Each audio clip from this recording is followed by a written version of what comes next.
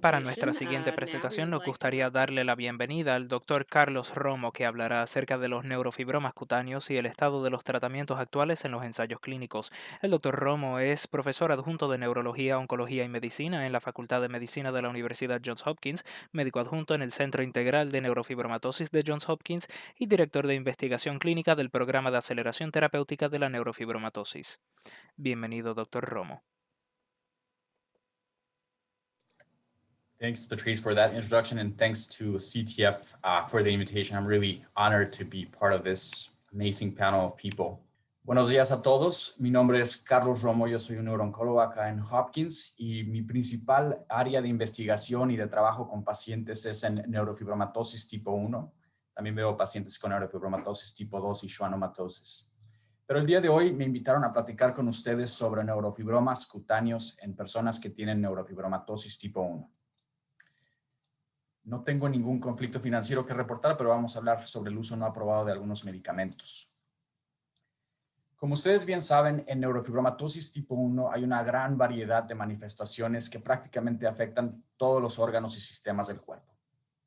Pero el día de hoy nos vamos a enfocar para esta plática en los neurofibromas cutáneos, en las manifestaciones cutáneas. Y aunque hay varias de ellas, simplemente vamos a hablar el día de hoy en los siguientes 20 minutos sobre los neurofibromas. Y cuando hablamos sobre neurofibromas es bien importante especificar cuáles neurofibromas estamos hablando. La doctora Gross y la doctora Widerman hoy hablaron de los plexiformas de los neurofibromas plexiformes, incluso utilicé la misma imagen que ellas tienen. Pero el día de hoy vamos a hablar sobre los cutáneos, hay subcutáneos y hay paraespinales también, y a estos se les pueden agregar otras definiciones como difusos o nodulares. Pero para las siguientes diapositivas nada más vamos a enfocarnos en los cutáneos y platicar sobre el tratamiento de ellos. ¿Por qué habrá que preocuparnos sobre los neurofibromas cutáneos si son tumores que son benignos y pues no tienen alto riesgo de convertirse en cáncer? Bueno, pues estos tumores aparecen en más del 95%, entre el 95 y 99% de las personas que tienen neurofibromatosis tipo 1 van a tener por lo menos uno, si no es que cientos o miles de neurofibromas cutáneos. Y los pacientes han reportado diferentes preocupaciones: dolor, prurito, comezón, sangrado, irritación, desfiguración, sobre todo cuando son de gran tamaño o cuando son muchos neurofibromas cutáneos. Y el hecho de que son signos visibles de la enfermedad, que son difíciles de ocultar y que traen consigo un estrés psicosocial que impacta la calidad de vida y que está asociado con comorbilidad psiquiátrica.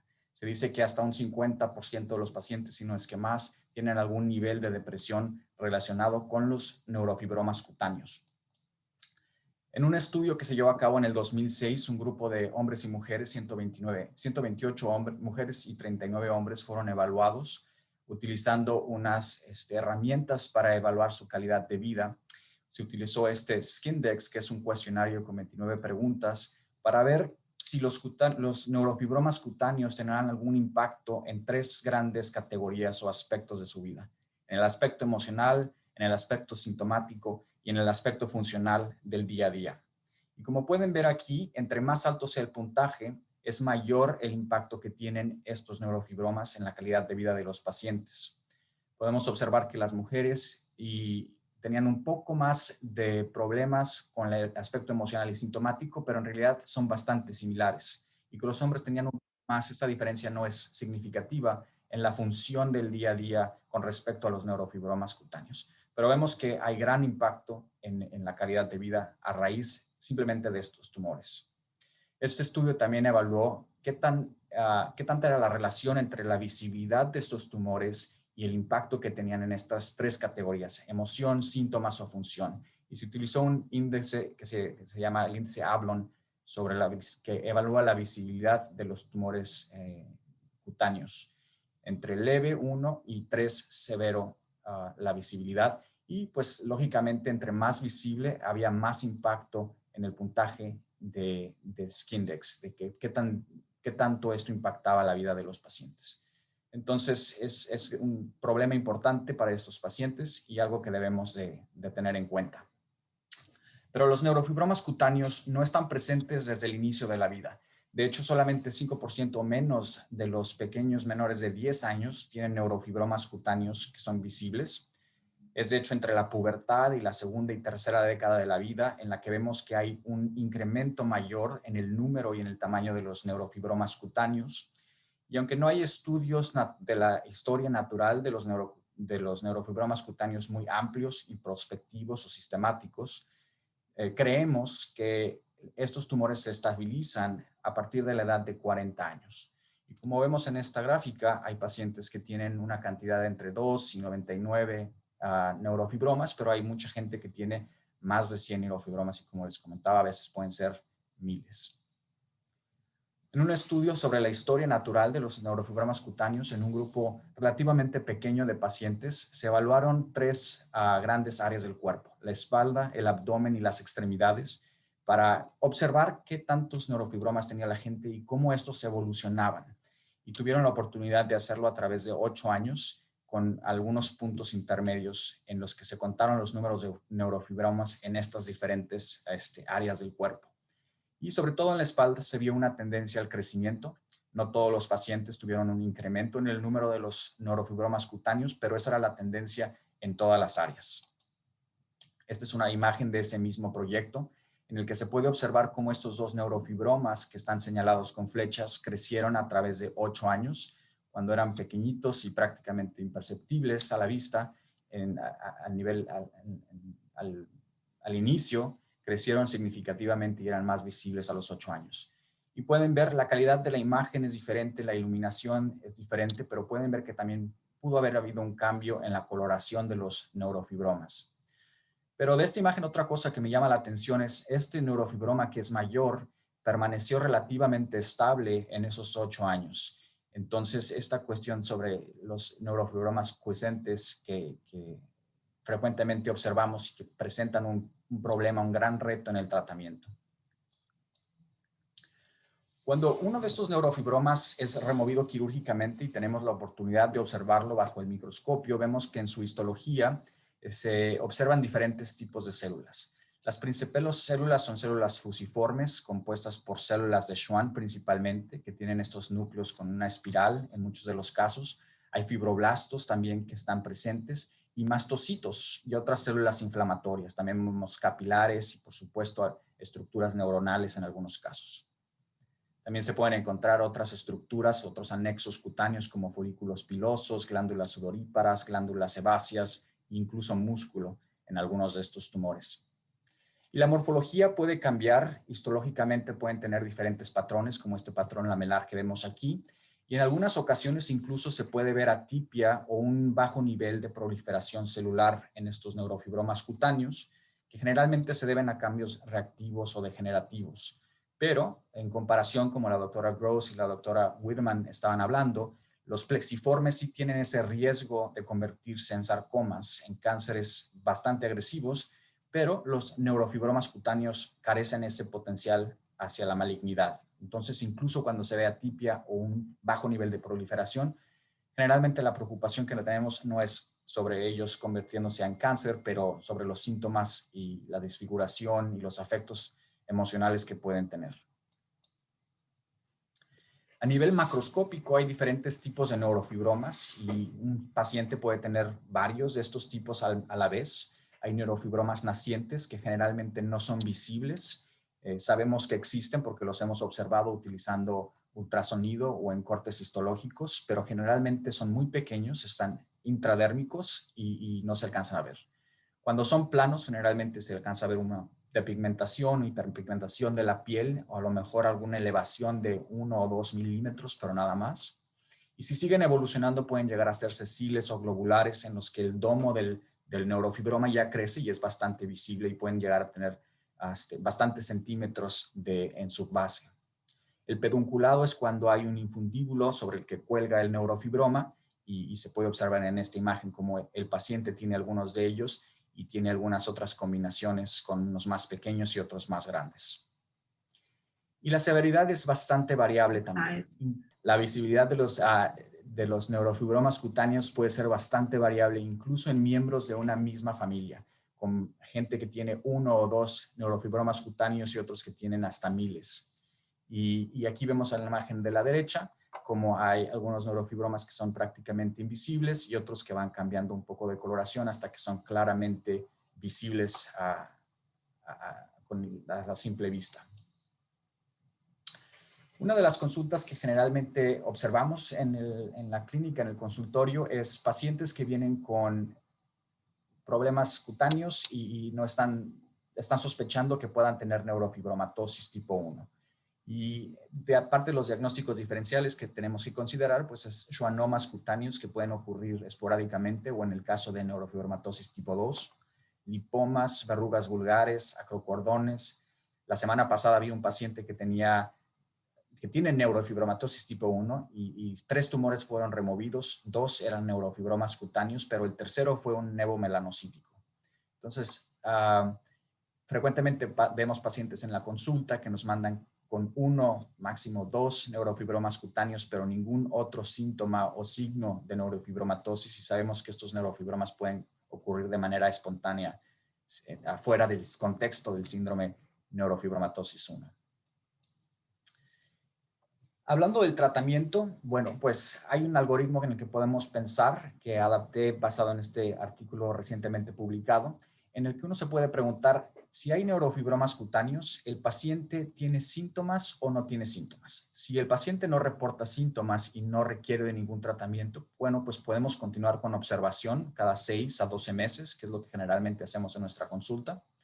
Pero si el paciente tiene síntomas, entonces podemos preguntarnos cuántos tumores, cuántos neurofibromas cutáneos necesitan tratamiento.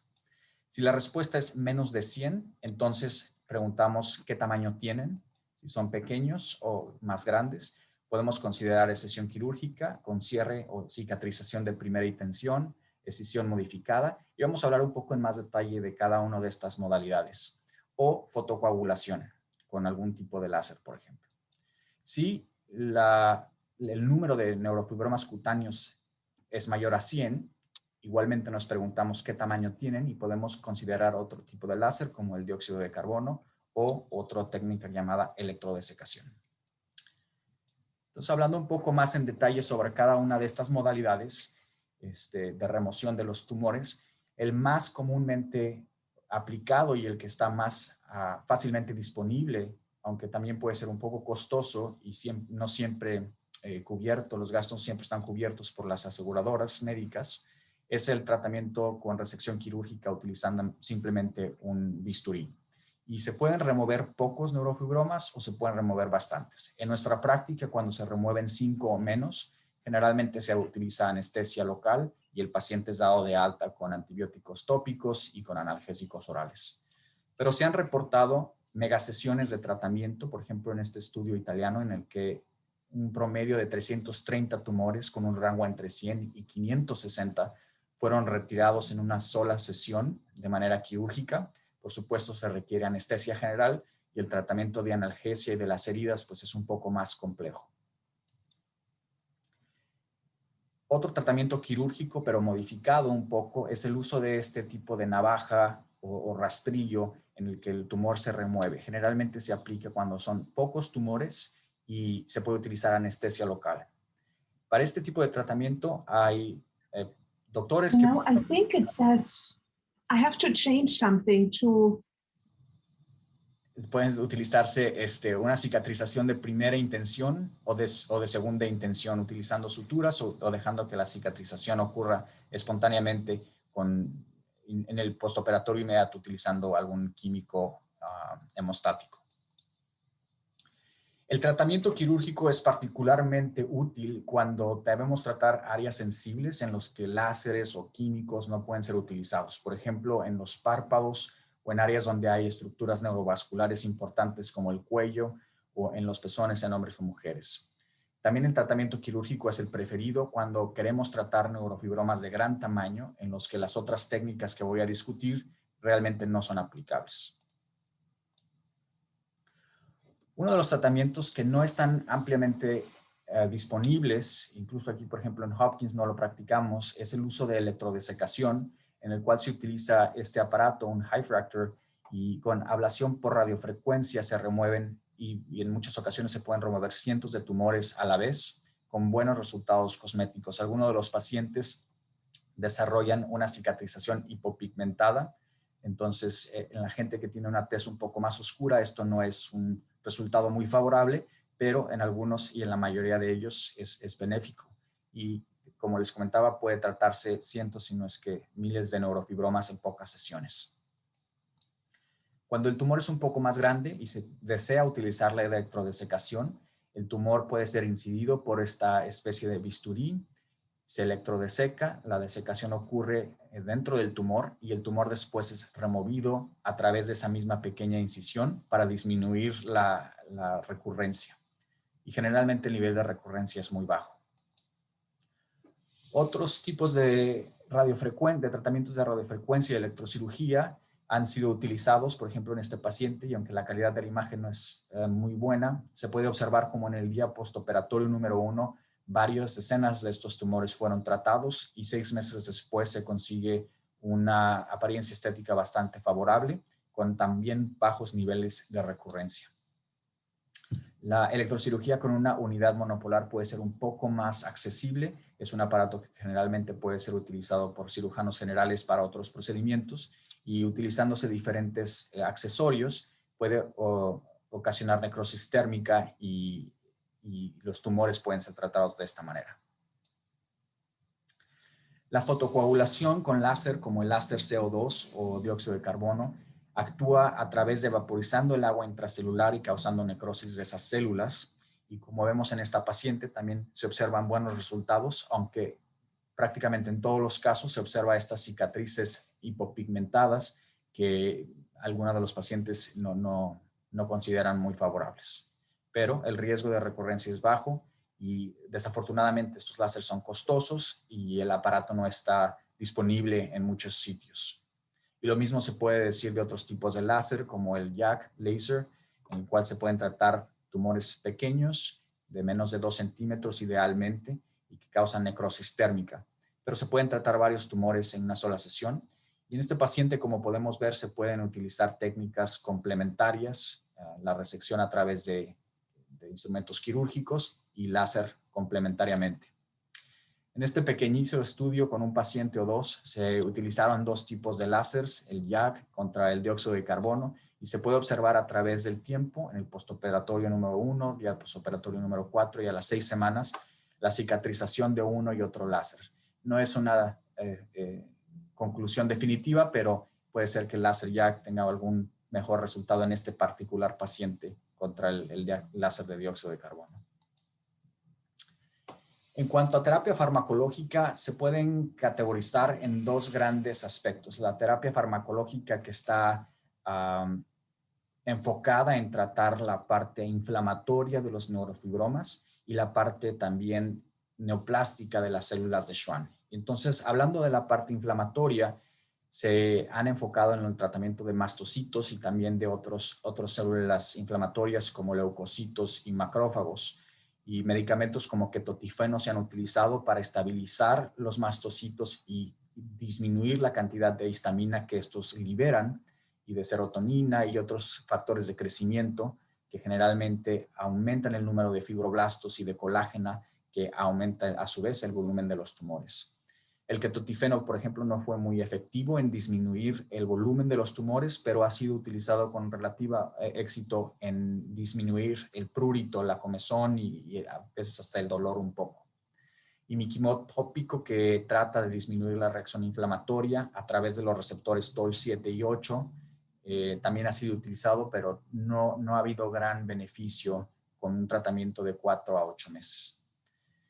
Basados en antiinflamatorios no esteroideos, tratando de disminuir otra vez la reacción inflamatoria de macrófagos, leucocitos y otras células y tratar de disminuir el nivel de prostaglandinas, se han inyectado, por ejemplo, diclofenaco directamente a los tumores y tratamientos tópicos. También algunos con resultados que no son un poco inconsistentes. No todos los tumores disminuyen en tamaño. Hay unos que sí lo hacen, hay otros que continúan creciendo incluso después del tratamiento. Imatinib, que se utiliza se estudió para plexiformes, por ejemplo, y puede ser que se enfoque en el tratamiento de mastocitos a través del receptor c-KIT, fue utilizado, pero tampoco se vio gran beneficio y hubo efectos adversos hematológicos, cardíacos, entre otros.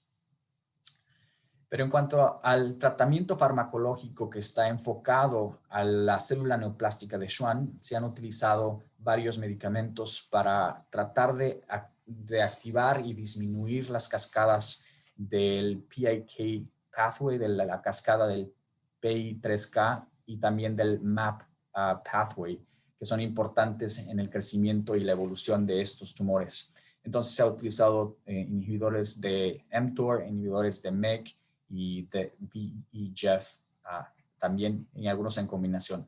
Desafortunadamente no se han visto resultados muy positivos y muchos de estos estudios fueron realizados en un grupo de pacientes pequeño o solamente como alguna cuestión secundaria cuando se estaban observando más bien la respuesta a estos medicamentos a los plexiformes.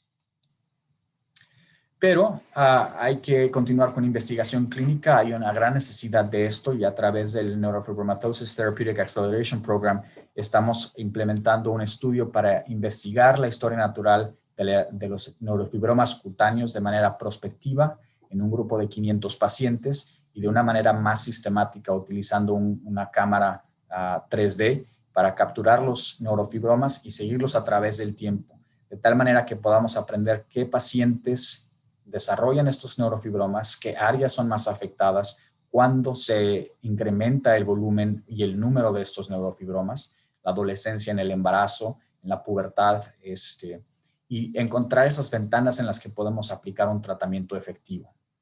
Y también evaluar si los tratamientos que estamos aplicando son efectivos en reducir estos niveles de tumores.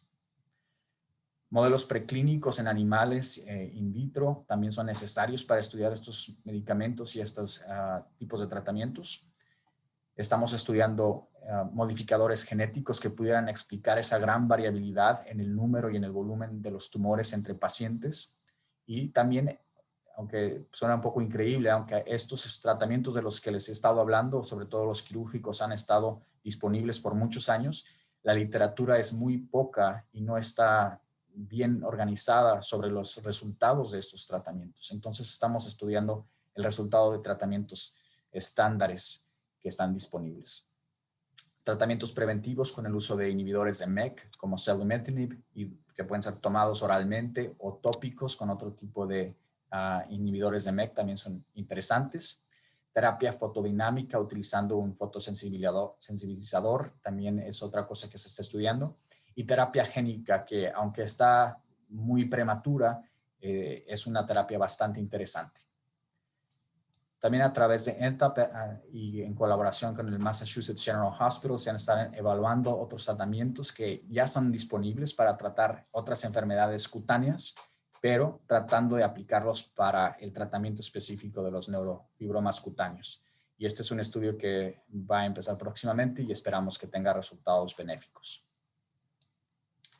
Entonces, nada más para concluir, sabemos que los neurofibromas cutáneos son tumores benignos con bajo potencial o prácticamente ningún potencial para convertirse en malignos, que están presentes en más del 95% de personas con neurofibromatosis 1 y que hay una gran variabilidad en la presentación, pero siempre están acompañados de gran comorbilidad e impacto en la calidad de vida.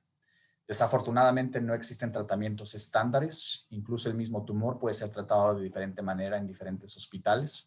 Pero cuando tratamiento es necesario, se puede considerar la cirugía, fotocoagulación, electrocirugía y esperamos en un futuro también haya tratamientos tópicos y sistémicos que sean más efectivos. Es por eso que hay una gran necesidad de mayor investigación para entender la patogénesis de estos tumores y poder entender puntos en los que podamos atacar a esta enfermedad. Con eso les doy las gracias por su atención y estoy disponible si alguien tiene alguna pregunta.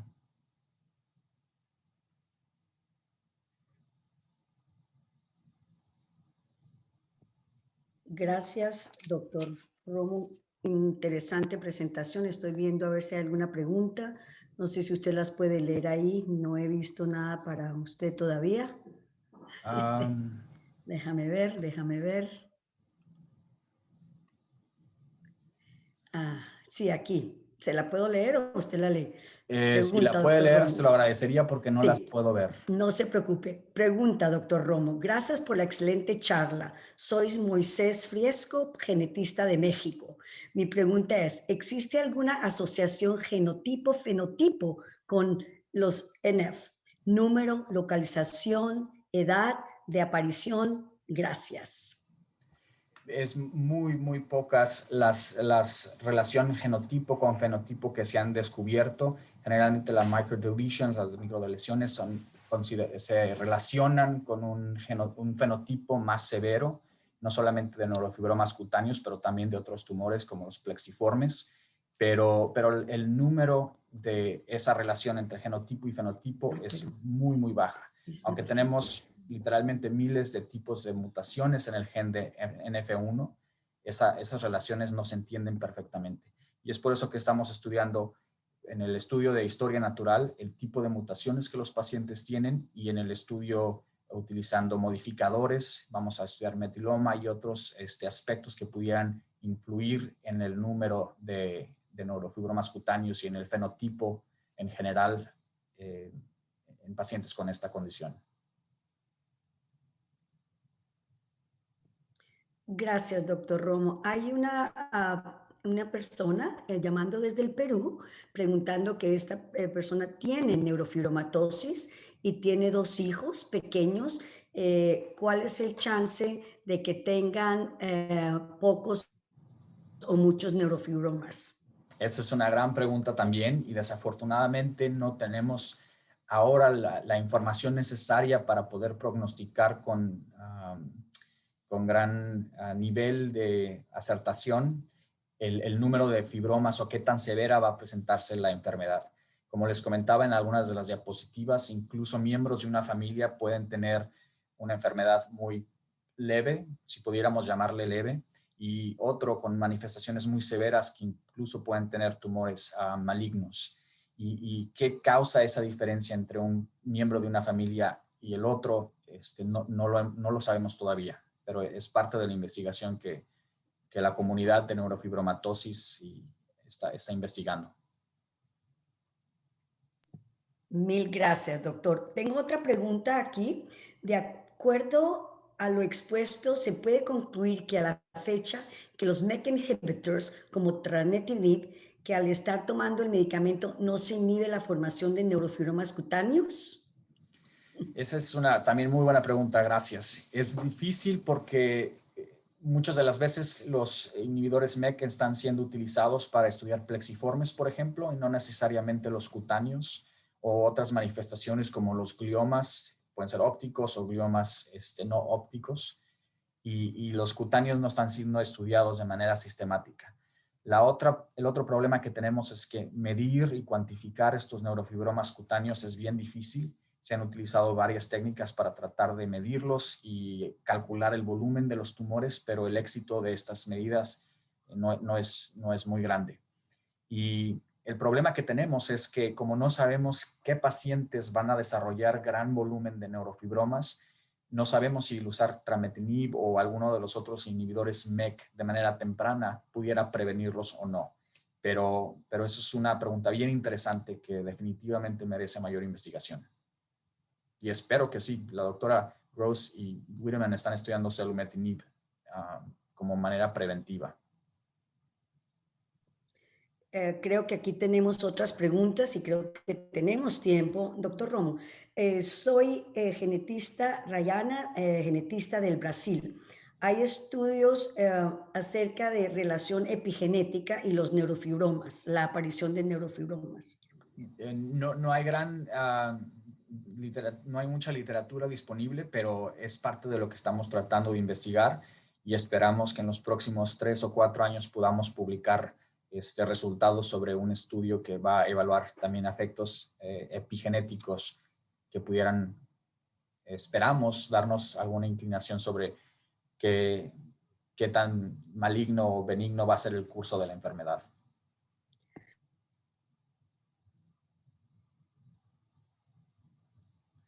Doctora Bauer está en mute, no la puedo escuchar. Disculpe, me trato de... Doctor, mil gracias. Y por la misma línea, el estrés podría también aumentar la salida de neurofibromas. El estrés como ansiedad, por ejemplo, no sé si se refieren a estrés como ansiedad y depresión y no creo que haya suficiente información en la literatura para establecer una relación bien clara entre uno y el otro. Estrés mecánico, se cree que puede aumentar el número de fibromas. El trauma constante en la piel o en los neurofibromas que ya están presentes se cree que pudieran liberar más histamina y otros factores de los mastocitos que promueven el crecimiento de los tumores o la aparición de nuevos tumores, pero tampoco se ha entendido muy bien esa relación. La relación entre hormonas también es un poco nebulosa. Factor de crecimiento o hormona del crecimiento se ha visto que ha estado incrementado en algunos pacientes y disminuido en otros, pero no hay una gran relación entre hormona del crecimiento, por ejemplo. Muchos de los neurofibromas tienen receptores a estrógeno y progesterona, pero tampoco está muy clara la relación que tienen estos pacientes que tienen, mujeres que toman anticonceptivos orales, por ejemplo, en algunos estudios, especialmente cuando utilizan altas dosis de progesterona, han sugerido que sí hay una relación y que pudieran incrementar. Pacientes embarazadas tienden a tener mayor número de neurofibromas durante el embarazo, pero en otros estudios eso no se ha observado. Entonces hay información conflictiva y no se ha establecido una relación clara sobre qué pudiera causar estos neurofibromas o promover su crecimiento. Gracias, doctor. Creo que la pregunta era más el estrés emocional y puedo hablar de la experiencia personal. Hay familias que comentan de que de pronto el estrés les hace salir más los neurofibromas, pero creo que esto es la pregunta, pero creo que usted la aclaró, la contestó muy bien y hasta incluyó las hormonas. Déjeme que creo que hay otro, sí, una pregunta ya que estamos hablando de la piel, y creo que es una pregunta que se hace mucho. ¿Hay algún tratamiento específico para las manchitas café con leche? Ahí se la dejo. Para las manchas café con leche ha habido tratamientos que se han aplicado para otras condiciones dermatológicas. Tengo entendido que no hay gran beneficio. Generalmente en los pacientes que veo yo que tienen algún problema con las manchas café con leche, que generalmente no son muchos, el método más sencillo es tratar de ocultarlas con maquillaje. No hay buenos medicamentos que yo pudiera recomendar para tratar de disminuir qué tan visibles son, pero maquillaje y utilizar ropa que cubre las áreas que están afectadas es generalmente lo que los pacientes tienden a hacer. Doctor, creo que tenemos tiempo para una de pronto pregunta más. Y no estoy muy familiarizada. El Enflexion en gel está en proceso de investigación para niños. ¿Qué opinión tiene usted con respecto a este nuevo tratamiento? Sí, bueno, pues los tratamientos tópicos son tratamientos bien interesantes que espero tengan beneficio, no solamente para tratar a los neurofibromas cutáneos, pero ojalá también puedan prevenir la aparición de neurofibromas cutáneos. El problema con los tratamientos tópicos es que en los pacientes, como las imágenes que les mostraba, que tienen miles de neurofibromas en todo el cuerpo y literalmente pueden aparecer en todo el cuerpo, en el cuero cabelludo, en la cara, utilizar medicamentos tópicos sería bastante difícil de aplicar en todo el cuerpo, en el cuero cabelludo, en áreas como el área periorbital, pero si son benéficos, me parecería bastante interesante. Y bueno, pues tendremos más información sobre el estudio de Enflexion, sobre la farmacokinética y la farmacodinámica de estos medicamentos y ojalá que sean satisfactorios. No sé si Patrice, si tenemos tiempo, hay una pregunta aquí interesante y es con respecto a, ¿hay alguna relación entre Mosaic y número de neurofibromas cutáneos? Es una buena pregunta. No que yo sepa. A lo mejor hay algún estudio por ahí que yo no conozco, pero no que yo sepa si puede modificar la severidad de los neurofibromas cutáneos. En teoría uno pudiera pensar que sí, pero no creo que haya una respuesta científica que se haya establecido formalmente. Bueno, yo creo, le queremos agradecerle, doctor Romo, excelente presentación. Yo creo que el futuro, espero, está en alguna cremita para nuestros pacientes y creo que nuestra nueva generación de investigadores nos puedan responder algunas de estas preguntas del leucismo, y porque creo que cada vez estamos aprendiendo más a medida que entendemos la parte molecular de neurofibromatosis. Claro. Voy a parar aquí y le paso a Patrice nuevamente el micrófono. Gracias, doctor, muy amable. Gracias.